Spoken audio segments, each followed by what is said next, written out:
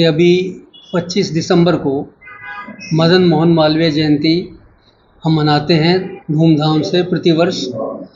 और इस वर्ष जो है, पिछली बार भी मनाई थी और इस वर्ष भी जो है अंकित जी ने, जो इसके संस्थापक स्कूल के और इसके निर्देशक भी हैं, शिक्षा से जुड़े हुए हैं, तो इसलिए इस बार भी एक व्यापक स्तर पर, बड़े स्तर पर धूमधाम से भगवान मदन मोहन मालवीय जयंती, महामना पंडित मदन मोहन मालवीय जयंती मनाए जाने का प्रोग्राम है। इसके प्रोग्राम को हम जगह जगह पूरे देश में 2 महीने तक, दिसंबर और जनवरी में जगह जगह व्यापक स्तर पर मनाते हैं।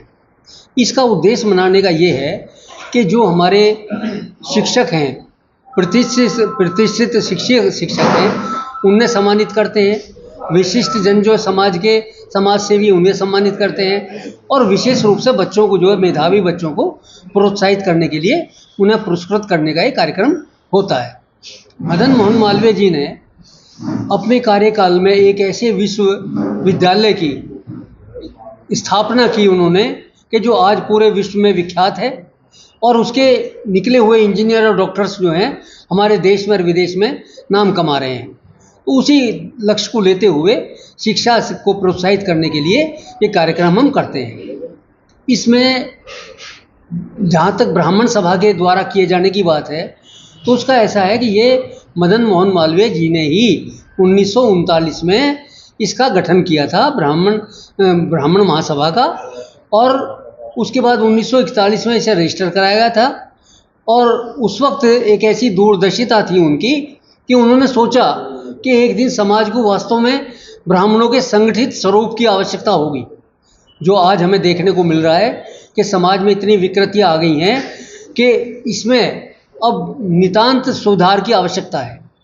उस सुधार के लिए ब्राह्मण पहले दिन से ही, हमारे पूर्व काल से ही समाज को दिशा देते आए हैं। गुरुकुल में पढ़ते थे, उसके बाद में पढ़ाते थे और एक संस्कारित शिक्षा प्रदान की जाती थी। लेकिन कुछ विदेशियों, मुगलों के द्वारा, अंग्रेजों के द्वारा हमारी संस्कृति को भी नष्ट कर दिया गया और हमारा शिक्षा का स्वरूप जो है वो भी बदल दिया गया। तो आज उन्हें हमें जागृत करना है इस समाज को, ब्राह्मण समाज को, ताकि ये पूरे समाज का, उस समाज से मतलब हमारा किसी जाति से या धर्म से भी नहीं है। हम तो ये चाहते हैं जो भारत में रहता है, जो भारतवर्षीय है, वो हर व्यक्ति जो है संस्कारित हो और वो प्रतिष्ठित हो, स्वस्थ हो, शिक्षित हो, ताकि ये समाज जो है एक सुंदर गुलदस्ते के रूप में समाज में सामने आवे। ये काम ब्राह्मणों का था।